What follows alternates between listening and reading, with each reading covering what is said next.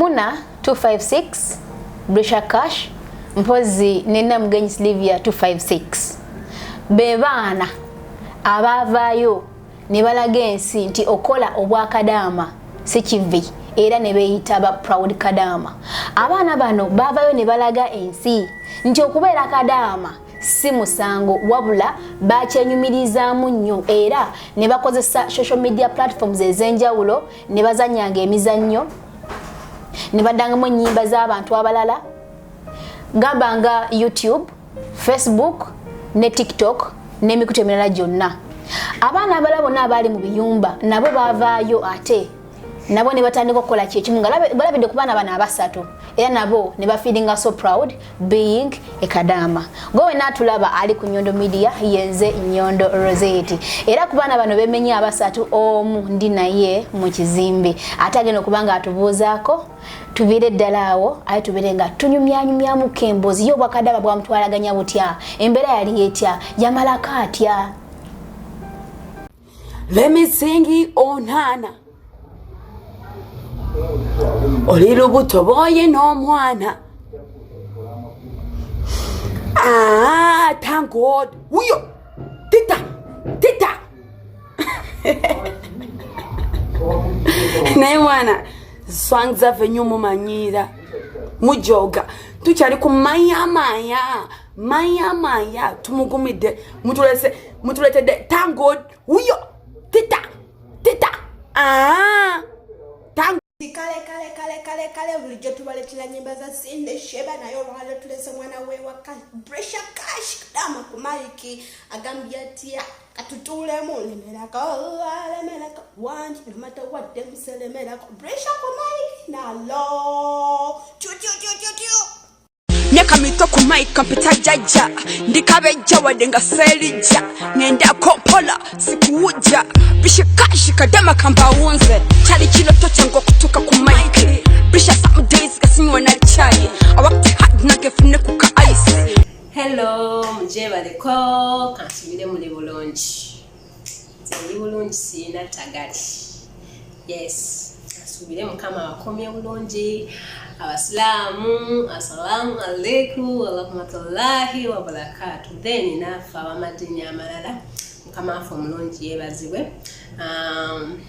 Ngena kwebuuza lwaki ndi musanyufu naye nze always mba happy naye ndi musanyufu nnyo olw'aka video ke nabayo nenkola recently. It's like a week now.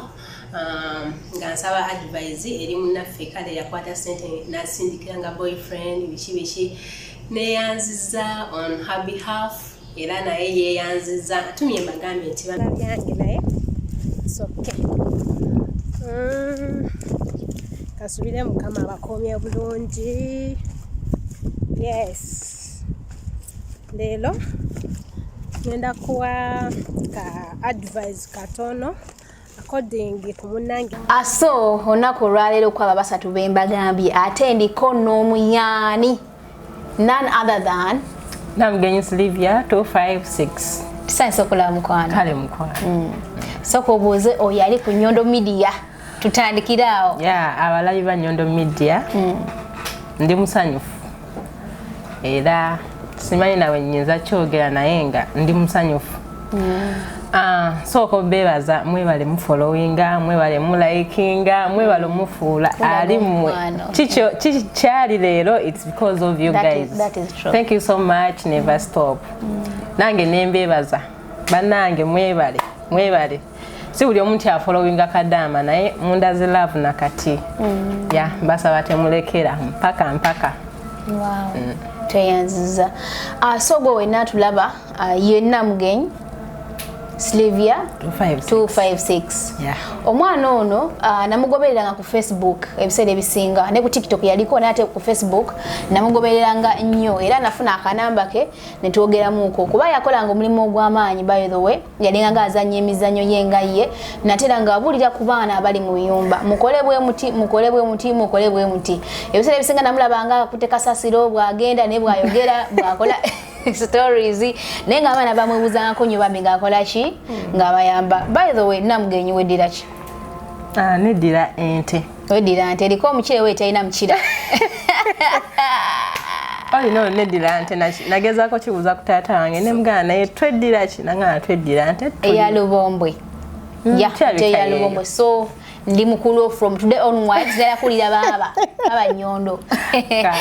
so go na munanga atulaba okola nga Kadaama abantu abasinga abali Uganda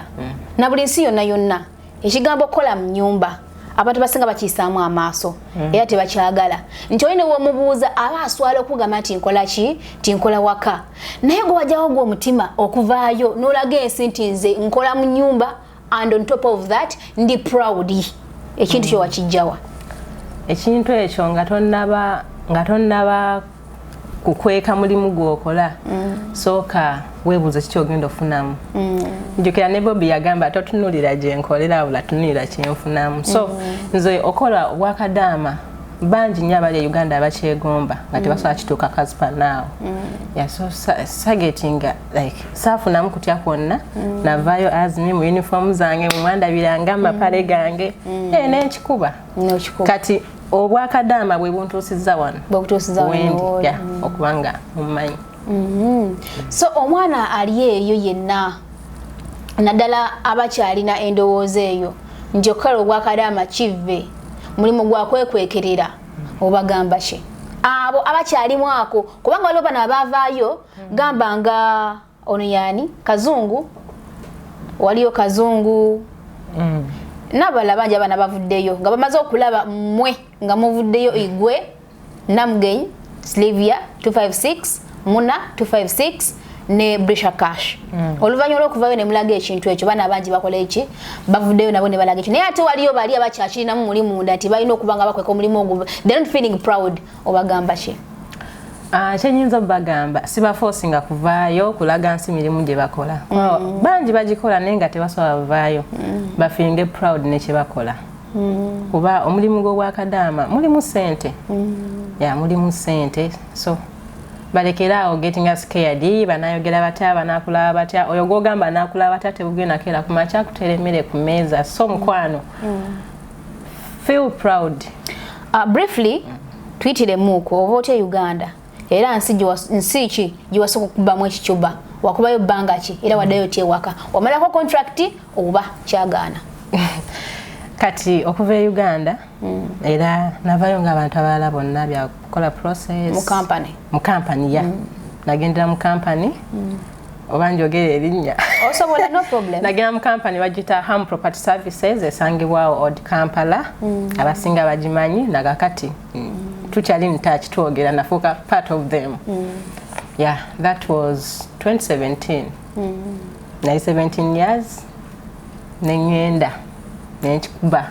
17 years n'ogenda wayitawo otya waliri ku kisaawe kubanga baati basobola kukkiriza someone under 18 kugenda kukola nayitawo as me sijagamba nti oba na muzadde wange biki process nagikolanga nze naye ng'emyaka 17 giri ku passport nedda si gye gyaliko emyaka 17 actually nali mbeera wa mami wange muganda wa mami wange ebyokusoma nebigiragirawo ebityo okitegeera cause mama wange wadda ni taata wange bayawukana nga nkyali muto by the bayawukana mami alina lubuto nosigala ne mama nasigala ne mama ng'ali lubuto ng'ali lubuto then yamala okunzaala nandeeta ewa dadi n'abeera nange ebityo ebitera nga wemanyi si byangu mami omulala atwegaseeko okusoma olumu tosoma naye ate naye ng'omuntu nali nedda lulingi awo mukula kwange ne bankyusa kale ne by then ne meetinga mami wange owaddala kuba namumeetinga that was 2012 ngoyina emyaka emeka 2012 nali kuba nazaalibwa 1999 from 1999 to that year nga tudagamu kulabako ku maama nga mami wange simulaba kuba nga tomumanyi nakati right now nze sirina love ya mama I don't know how it feels to be with a mom gamba wallahi lwaki kuba saakula naye okitegeera so tofunye mukwano gwa mama sigufunye era tusobola kudda nenzibiriza amaaso nendaba mami wange nga bwe ndaba dadi so ne kati nenjagala kola mami wange nemulaba baire nagendako mu kyalo nempumula ne bampa ennamba ye nemulabako naye naye ng'ali awo akwagala si ali awo nti alaga nnyo mukwano tanjagala which is fine to me as per now kuba kati am used ate okuze ya step mother wange kale yambeererawo era nga omanyi tebiba byangu naye era kale yaliwo manyi bagamba n'omubi asiimwako tebyali byangu mukula naye kati kale kaŋŋambe nti ampadde omutima nze teri kati kijja ne kinyigiriza mu mbeera yonna hasolinga n'empitawo ya nagenda ewa mami wange nemulaako nabeerako naye mu bulamu bwange nakabeera ne mami wange ennaku 3 gamba wala ya nga ndaba kale tekiggwa takumisinga nagamba omwana wange nakubira ku simu jangu kulabeko tayina mbeere amazima gange nti nakula mami wange ankubira mulwadde mudwaliro basaba bill gamba naye nina brother wange bakwatagana ate nze nkwatagana nnyo ne taata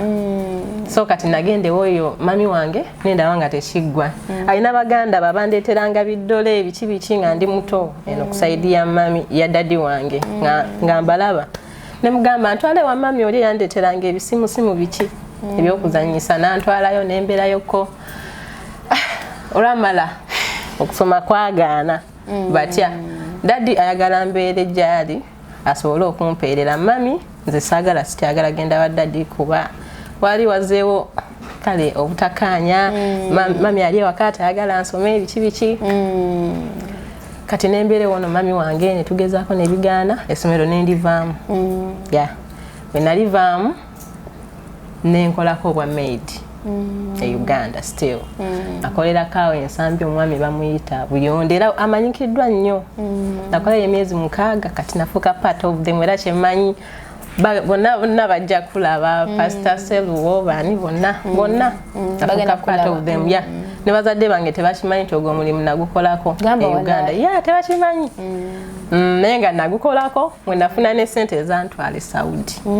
ekitegeeza za kutwala Saudi gwe yazenoonyeza yes nabakolera emyezi 6 baali bampanga emitwalo gyalinga 5 ku 6 buli mwezi yes buli mwezi mwe najja sente we najjayo sente nenzirayo wa mami wange ono omuto kati nali njagala nnyo sibe enviiri nga nkiwulira muli kati oyo mami muganda wa mami wange naŋŋamba omanyi nina omukyala wano atwala abaana ebweru olaba otya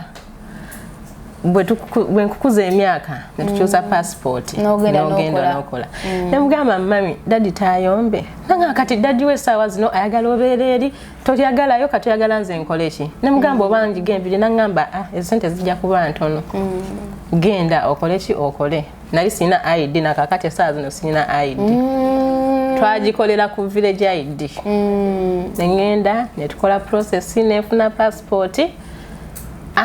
omukyala yali neighbor waffe connectinga ku Ham Property Services ndowooza wayita emyezi mitono nnyo okuba Saudi nagendayo 2017 mwezi gw'10 nakuza omwezi zaali 29 neŋŋenda nentandika okukola ne kampani bagiyita Eastern Recruitment eri Saudi kati yakyuka nefuuka Jawa Human Resources tebampisaako obubi yadde wallahi ya twalingayo ne munanga gyali ne company gyali akolanga e company ne muna mu yali akola mu company mu wali okola ne MUNNA256 ne mu yali akola olonga mwemanya akaseera ako by then muna nali simanyi ne wawo muganda bamuyita Shakila naga wa Shakila muganda we twegwako lumu kikampu ekimu kuba twakolanga nogenda nokola omwezi mu kiyumba novaayo nokola yesatu novaayo sigwa ono yali mu kiyumba no signinga contract nti ekibo yoni kikola mu myaka 2 contract yange nagisigninga na company Maisani so sina muntu nga sponsor. Yeah, kati nga sponsor wajja ngera ja signinga sente zabanguze kuba siye yansasulanga. Company yange yansasulanga. Then sponsor nga asasula company. Okay, ngera tugenda tuka yeyo mazo wano i process nze oyise ku kisaawe. Ku kisaawe mviseyo naye nagenda mu training. For soccer training. Yeah, eriawo Kauthala training center ngera ndi muto. Nga buli omwakiraba ndi muto bagamba tugenda kuyisawo batya walimba emyaka bagamba naye njagala okukola ate nga njagala gundi netuuka esawa netuuka ne banveyiringa ne bankuba make-up ku kisaawe nayitawo otuuse ku kisaawe oyiseewo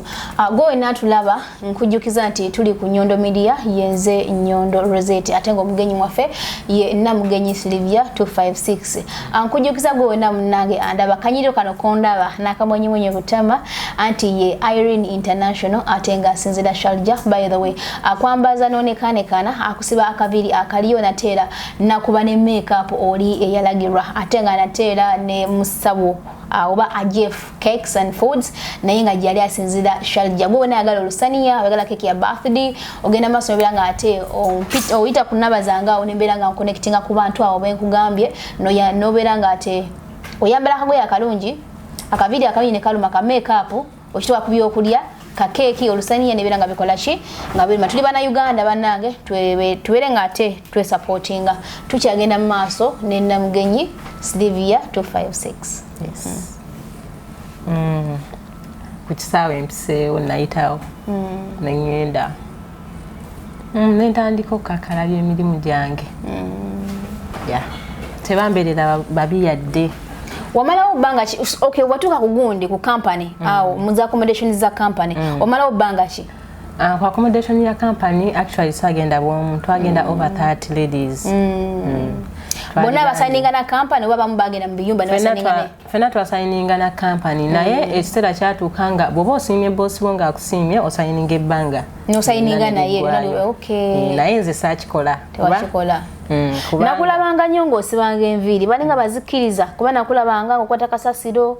ng'ogenda olina essimu yo bw'oyimba bw'obuuka bw'oyawuza nga bw'otwayo kasasiro n'omusuulayo ne nga bw'obulirira n'abaana ne ngamba Kadaama ali proud yali biki so balinga tebagananga nviiri wadde bawalabu kubanga jukira babagala nnyo nobeera ng'oveeyiringa tebagananga naye ne Saudi erimu ensi like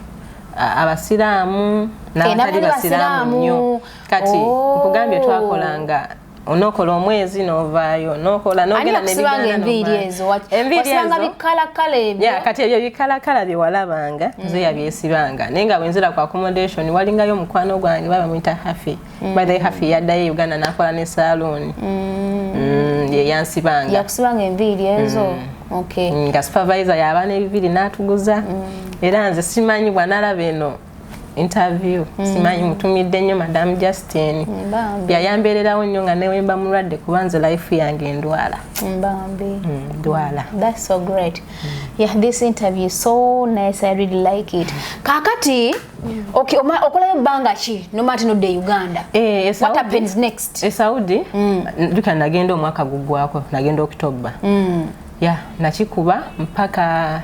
nakola omwaka gumu n'ekitundu nenva mu 2019 mu mwezi ogw'omu jukira wali umaze kusayininga ne company mwasayininga bbanga ki si myaka ebiri kama tusayininga myaka ebiri how comes to wamala ku myaka ebiri akola gumu kitundu ekyo kyenkugira nzija company eyaffe yali nungi nga bw'okola omwaka gumu n'ekitundu ekuwa leave ekitali ku companies ndala so twakola omwaka gumu n'ekitundu ne batugamba abagala ogende wakati bawo omwezi gwali gumu na emyezi gyali ndowooza ng'ebiri kuba nagenda mu Gwamukaaga nenza mu Gw'omunaana maleko contract yaabwe nakola omwaka gumu n'ekitundu ne bayisa ekipapula nti batuwa leave era abaali baagala ogenda ka vacation ne tugenda nolaba mune ekyokozeewo sente obadde ozikolamu ki okitegeera kati nze by then sente zange naziweerezanga daddy ono mami wange yateekamu ekirowoozo mami step mami muganda wa mami okay mama muto namuweerezanko ezimu nga wenziweereza daddy naye daddy nga nali nakamala omwezi gumu daddy nemuweereza message nemuganze nagenda kukola bweru wagenda na kyamanyi wadde nga tamanyi yadde passport era nze nakati bazadde bange tebamanyi passport yange tebagitunulanga nako tebagimanyi tebamanyi na otambudde ogenze ne mama muto tagambye ko tata odakizo yakamugambye okuva mu buzungu tamugambye kubanga mami wange oyo omuto ne daddy wange ndowooza baakoma okweraba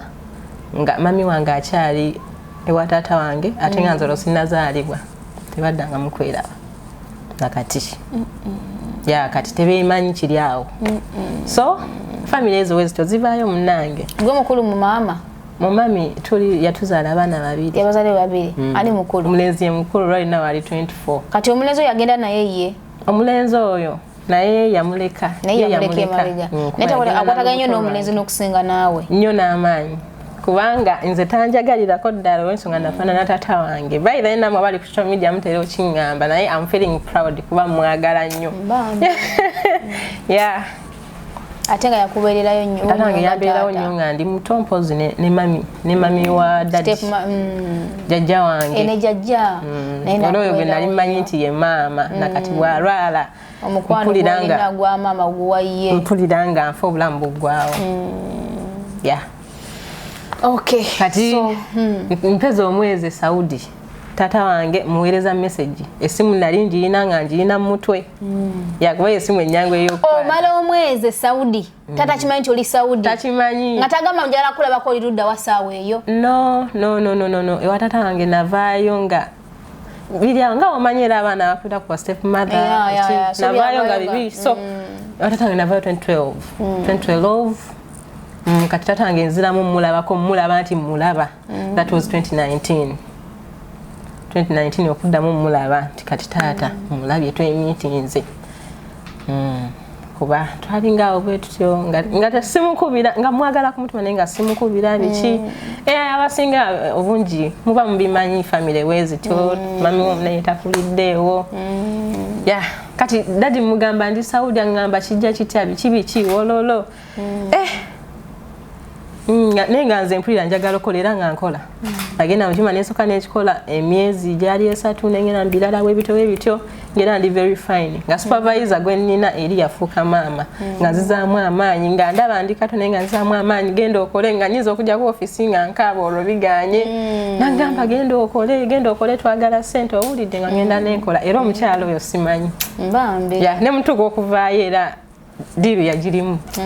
kuba samalako ogundi contract yagwako na atejukana na signinga contract enda emyaka 2 nete yagwako. Okay, eri yagwako no sanenga na emyaka 2 myaka yagwako. Ne signing enda etandika okukola 2019 2020 yo netagwako kati mu 2021 nenvaayo. Olwo kisinga okujjayo oli okoye era kuddako waka aliwo wokole emirimu gino egy'ekimba sijagamba nti myangu ezibu tuwesa n'okoowa otuuka isera n'okoowa kuba oli mazikimba contract yasooka ate ogenze mu yokubiri walayi ng'oli exhausted ntandise eyokubiri bigenda binta abawalabu embeera ogiraba otya bakuyisa batya abawalabu bano nze nebaza Katonda nti abamu banjagalanga neera ng'osanga abamu nga tebakwagala which is okay kuba munaye Katonda tutonda n'emitima egy'enjawulo tuli banjawulo abamu babeeranga bangu abatali bangu nze nga nvaayo nga neddira ku accommodation nga nfuna ewalala otuuse ofulumyoze ewaka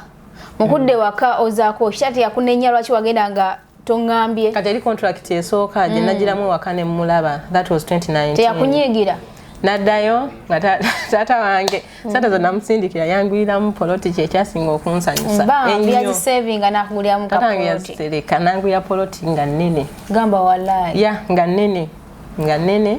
era nakati ekyaliwo nnene newenfuna ebizibu bitya newe mulaba nga nsiiwuuse abawala twagala makeup biki sigikwatako gyeri yaŋŋamba gye bujjo soogisalamu n'otunda nojjamu nesingakaawo and he's my father too. Se Nyondo. Tata wange. Ze Nyondo. Nange kitange by the way. Daddy nkutumiddeko nnyo. By the way. Daddy nkutumiddeko nnyo tujja kuwa link eno. Nange nkwagala nnyo. Tange gyali mwagala nnyo. Pastor mwagala nnyo. Nange nzala ye Sempijja era ye Nyondo. Nange nkwagala nnyo nange kantu ali akakisa okubanga nkutumirako munaye nkwagala nnyo. N'omukazi nzala ow'olugave oba omukyala nzala ow'olugave nabukalujeni. Basisaazi bange mwenna mbagala nnyo. Mpozi ne wiki. Kazi ni mwange nkwagala nnyo nga ate yali ku kamera nkwagala nnyo mukwano. Kati awo okudda eyo contract esooka mwe nalabira tata wange ne tuddamu ne tufuna communication mu bulungi biki kyo kitegeera musawo nakutumidde dda n'obulango ne buyitawo. Okay, kati awo ozze waka kati processing otya mwana okutogezeeko processing ate okujja wane ne Dubai kubanga mba ndi awo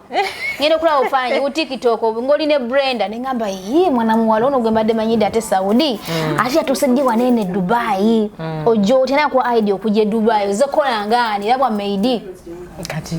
nave Saudi navayo nengende waka nave Saudi nga mpulira saagala kudda ku kyeyo mpulira saagala kudda ku kyeyo newe nabere Saudi mu contract eno eyokuna eyokubiri sorry nalwala omutwe ne mmala emyezi nanga sikola omutwe nga gunnuma nnyo nga sikola netuuka nga neetamiddwa nenjogera ne supervisor wange nemugamba Madam Jas mpulira nkoyo kola nenkimunyonyola mu yenga yena akitegeera ne mugana naye nagenda ku office nimbe ontera yakabega in case baba kubuuzizza nangamba namugenyi kibi kuba mu baana abaaliyo yali amanyi amamanga those abali strong yadde nali muto so ne mugamba mpulira nkoye leero ne wenja ku accommodation bambi tongamba kuddayo nkoye nga nkaba nokaba nangamba kale kati ne mugamba kyengendo kola kyengendo gamba manager biki kati eri makage nasoko kolera mu Uganda twafuka family waliyo omwana wawe bamuyita Ande na doctor kati namuga doctor Ande oyina ekifaananyi ky'omusajja ali ku kitanda nga mulwadde nnyo nangamba nkirina nangamba kiki ne muga njagala mbagambe dadi wange mulwadde wafudde njagala kudda mbikoye nanga nsirivyo gena kutata ne muga nkoye embeera gye ndi mu kale baada abaana bakosa nnyo opportunities ne batabaza baabwe kubanga embeera ebezitoye Ande nakinsindikira nenjogera ne bakama bange okusooka ngabula weeks ndozanga bine bakatange mulwadde nnyo biki yagwa ku accident ne mbaga ekifaananyi nenkola mu week ngemu ne mbaga tata wange afudde dadi wange no message boligira abakyemanyi nsonyiwa bambi asolo kitegeera ne yali mbeera nga kale mpulira nkikoye tebambonya naye nga owulira mu mutima nga okikoye so nalinga ndwala nkoye Ande nakinsindikira nenjogera ne manager wa company abayinga ayiyayo Mr. Saji nenjogera naye nangamba yo come at the office we talk obusawe kyatuuka omwezi gwe gwali guweddekaawo sakkiriza kwongerayo nnaku ndala nenkoma okola era bagenda okunzijamu ekyo ekiyumba nga comedy nzanya mulala nnyo buli bosi wange watuukako amaziga gaba gankoma eno taata wange so ne banvuga ne bantwala ku office nengenda ku office nenjogera ne manager bulungi nenfukamira nenkaba ne mukwata ne kubigere nangamba are you ready to buy a ticket by yourself ne mugamba yes I'm very ready nali ready sente nga teziri wantu bawezi nenga nze simanyi era social media eno omuntu gye yava nampa obukadde butaano saategeerayo ku simu yange nga bivudde ku social media omuntu yansindikira obukadde bwali butaano just yambuuza okola mulimu kibi ne mugamba nangamba omufuna sente meka nazo nenzi mugamba nangamba oyo yagala bayo ne mugamba ye banange nantera sente ku mobile money omuntu oyo akyaliyo sokoleke mukyala oba mwami gyali siyagana mwami abula muvubuka olonga ku nsonga ki just yajira nga wujja nofuna kalinki n'ogera mu WhatsApp y'omuntu ne mutandika okyatinga kati nze nakyatinganga naye nga mmanyi nno njogera na muwala munnange luvannyuma nangamba nze siri muwala ndi musajja yakugamba oluvannyuma just yambuuza nangamba just feel free yambuuza nangamba biki byokola eyo ne mugamba gyendi naye mpulira nkoye olwono contract eyokubiri nga njikubye omwaka nga mulamba omwaka nga mulamba kati oyangambirawo ndowooza ngabulayo emyezi kuba nabaayo mbuzayo emyezi 6 ku 5 nangamba kati eyovuddeyo otya biki ne mugamba okuva eno ninasooka sasula sente za kampani ate ze sirina osega kuba olimu tebatusasula biki nanga kati wenziwaayo osobola okukomawo ne mugamba lwaki nedda nkomawo nali ndyawo ndi mutoyi zange enkuuta mu mapale gange aka message angamba sente ozirabye mugayi sente ki mbugenda ku mobile money nga sente kweziri nkebera nga kuliko obukadde 2 kati alabika munange nkebera ka message nga ndaba obukadde 2 nasooka nenziruka mutoyi nenkaaba ngamba ono omuntu yali serious abantu abaddala nga bakyaliyo munange olwo nga tala kugambako kigambo kyonna tanangamba nti nkwagala tangamba nti oba nkwagala biki wabula angamba ebintu azenga nfollowinga biki agala byokola kudda waka it's very fine nanga nze ndirwedde okukolera buli kyoyagala ngamba okusinzira ku byokola nzize nkufollowinga kati munange muganda yenga akola ki enkeera ngera aweereza obukadde 2,200 ngera addamu nga mbuzirabye ogatagatamu nga bweze butaano bwali 4,400 kati 4,400 kuba 2,200 kati ngamba kati tandika ndi process oyogere nani ne supervisor kwa namugamba nti nze supervisor mune yanjogera bichi bishinanga kati yogera naye kwa yali agana zitaka kusumya supervisor ne mugamba ateka kuyange nze njagena ali ku mobile money tekai sauti tayina mobile money nzijeyo kati waita ndowooza like 1 week olonzizeyo ku office mugamba nti kukyabula kaka kadde kuba bagala okadde butano akadde ateka ku sport nga buwera okadde butano mwe mitwala ameka mwe mitwala ena mwe mitwala yago na tulaba mukwalo ngokyali ku Nyondo Media tulina mugenyi Sylvia 256 tukyagenda ddala maaso mpozi kampisewo kano gwe wena atulaba ali ku Nyondo Media banaye twagulawo Nyondo Media Charity nga wandyagadde okubanga ate weeyunga ku charity eno mukwano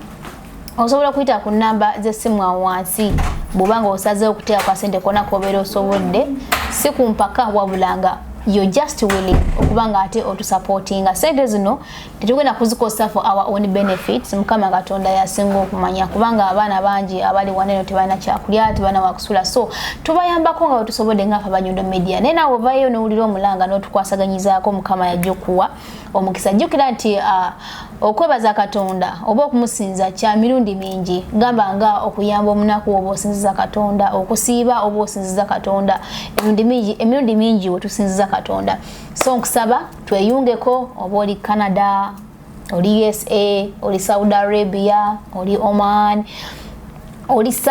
Sudan yonna gy'oli ngola kikwatako tweyungeko enamba y'essimu esooka eri 0775 15 08 11 ngereeta amanya namugenyi anet n'endala 0756 15 08 15 era nga naye ereeta namugenyi anet era nga n'amanya kwegali okwo ne namba z'essimu kweziri okwo so bw'oba oyambye omuntu yena omunakubeera oyambye katonda tweyanziza nnyo tweyanze Gempo's Weekly nga yali ku kamera wiki akakadina kakateekako nadda ku office byonna nembikola byenakola nengenda ku accommodation olwo banzikiriza negulira eki tiketi nga zenkozeewo nazino bwozigatako kiba kiggwa tiketi ndowooza munaku nga 2-3 nali ndi Uganda nogula tiketi nofuluma omumitinga omuntu oyo omuntu oyo namumitinga nemulabako era gyali temanyi afollowinga y'omu kubasooka abalaba ng'agamba ki namulaba era mumitinze akugamba ki tubuulire naawe tewali just Walai bambi ndi mukulu wo oli mukulu wange abere tebalimba just yangamba bachita good samaritan mulio just mukama nzenga nje kisidikira wange tewali oloza wali wote wali nenga mwe yawo chenjaga bagamba ndi abantu abasima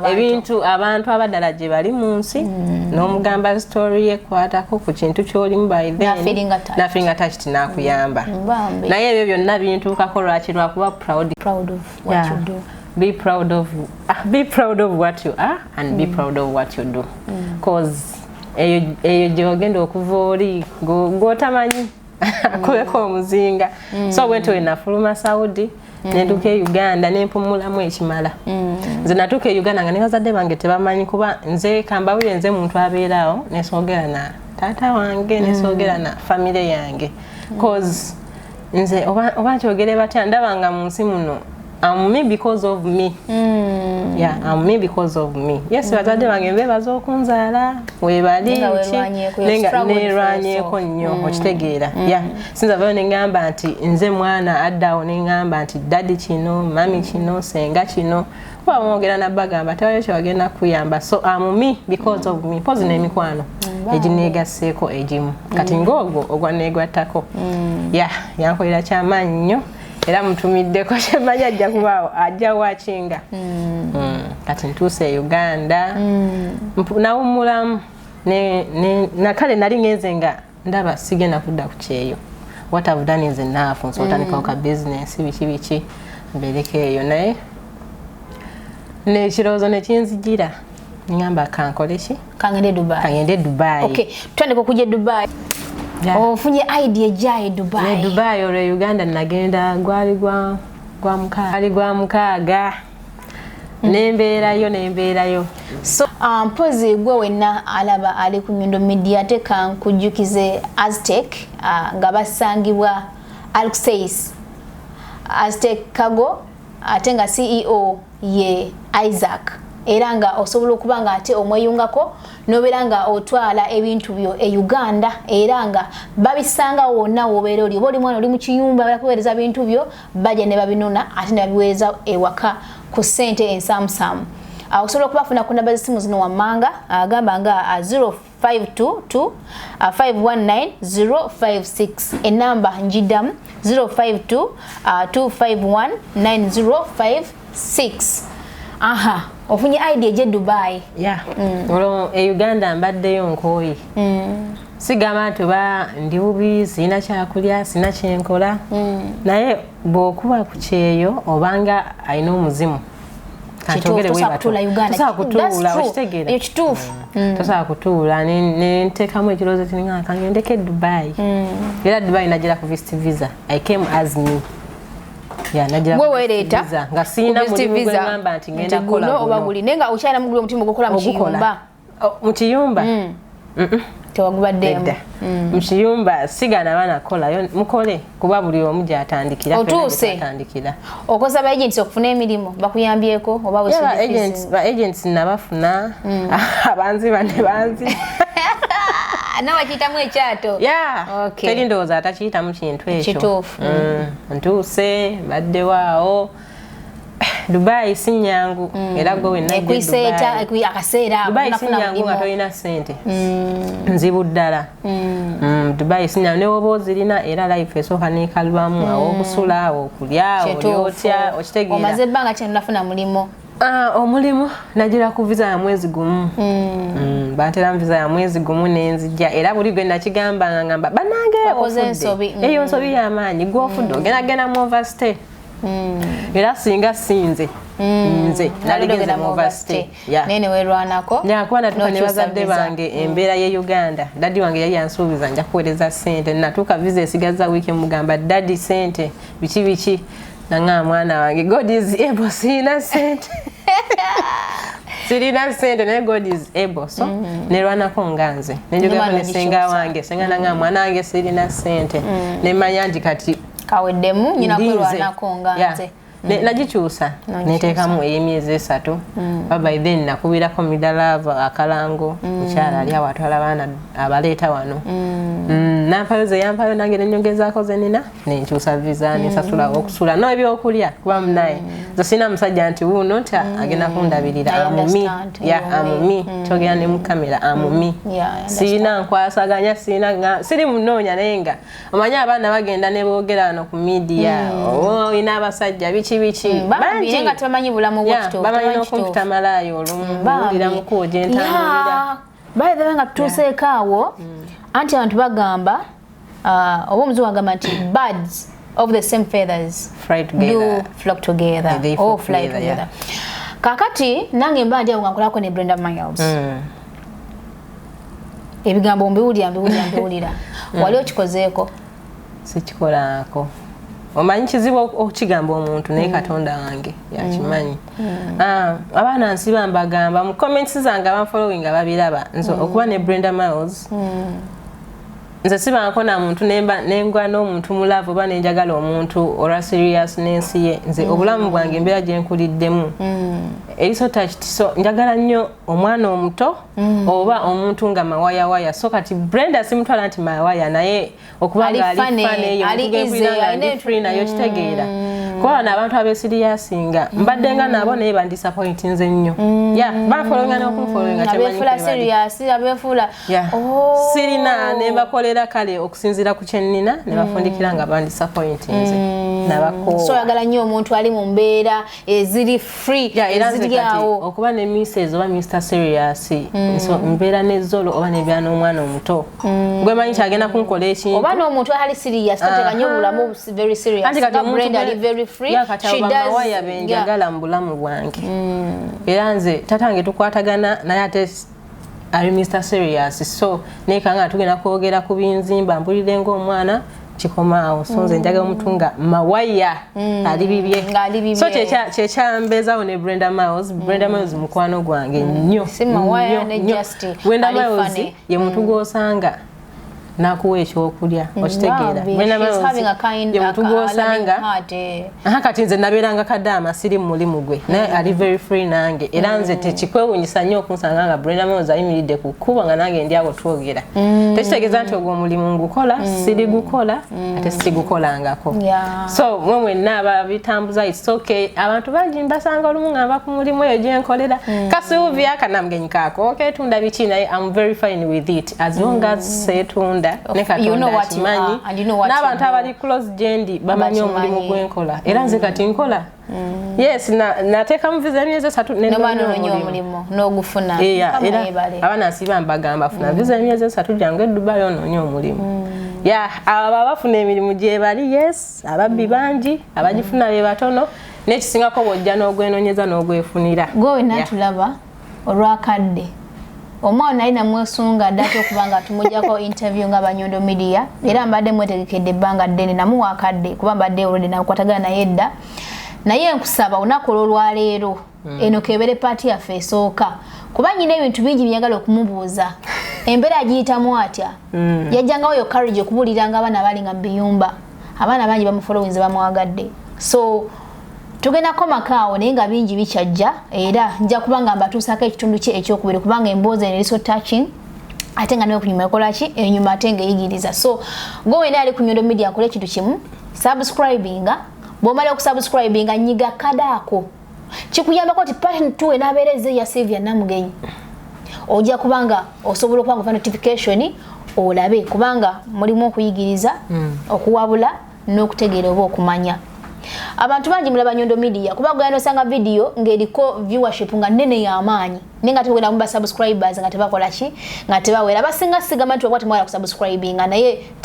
temukiwa birowoozo temumanyi nera bakagambo subscribe kabera ka red just kakwate ko kajja kukyusa kala kave mu red kabenga mu black